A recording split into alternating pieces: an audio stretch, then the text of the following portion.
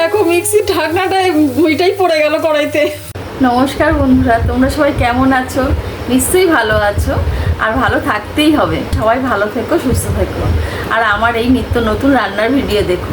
যারা আমায় চেনো আর যারা আমায় চেনো না, আমি জলি, তোমরা দেখছো জলির রান্নাঘর। আজ আমি তৈরি করব কড়াই পনির। তার জন্য দেখো এখানে নিয়ে নিয়েছি 250 গ্রাম পনির। তো এটাকে আমি কেটে নেব, চোখো চোখো করে কেটে নেব।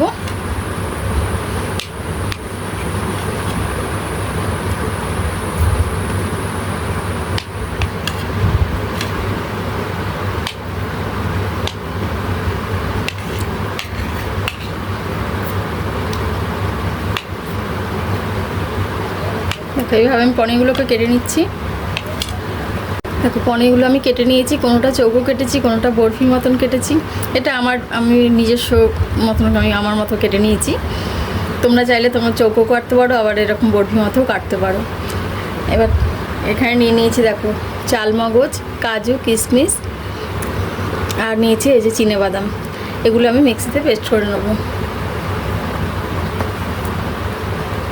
জলে ভিজিয়ে রেখেছিলাম।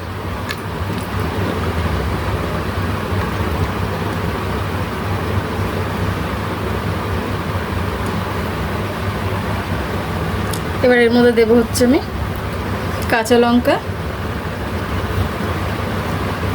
আর দেবো একটু 1 ইঞ্চি আদা। এটাকে আমি মিক্সিতে পেস্ট করে নেব। দেখো এটা মিক্সিতে ভালো করে পেস্ট করে নিয়েছি। আর এখানে এনেছি একটু গরম জল। এখানে এর মধ্যে আমি দিয়ে দেবো একটু লবণ। এবার এই পনিরগুলোকে আমি এর মধ্যে ভিজিয়ে রাখবো।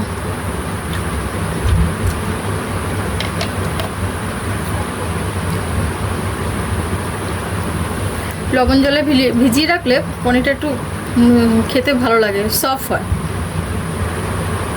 গ্যাসে কড়াই বসিয়ে দিয়েছি, কড়াইতে দিয়ে দেবো সাদা তেল।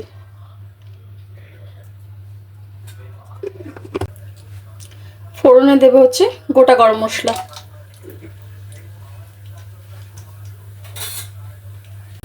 যে মশলাটা আমি পেস্ট করে রেখেছিলাম এটা আমি তেলের মধ্যে দিয়ে দেবো।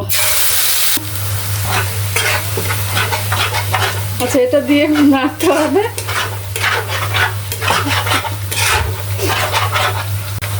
এবার দিয়ে দেবো একটু এর মধ্যে টক দই।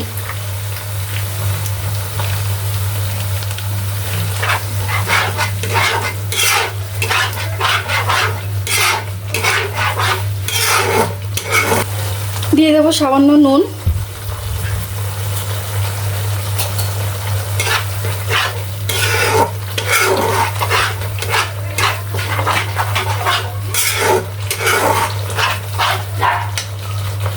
এবার দিয়ে দেবো আমি এর মধ্যে টমেটো সস।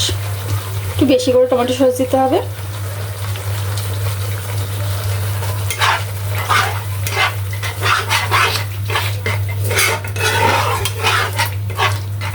আমি এটাকে নিরামিষভাবে করছি, কেউ চাইলে এটা আমিষভাবে করতে পারো।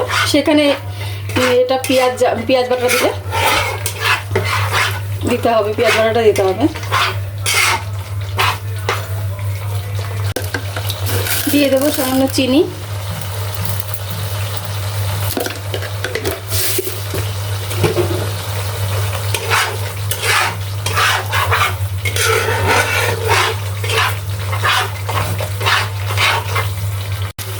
মশলাটা আমার কষে এসেছে। এবার আমি দিয়ে দেবো মিক্সি ধোয়া জল।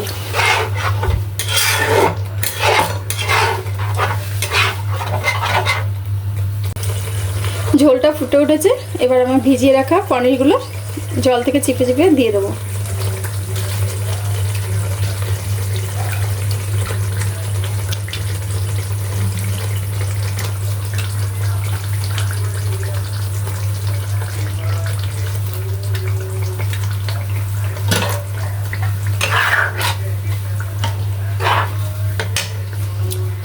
আর দিয়ে দেবো একটু কাঁচা লঙ্কা।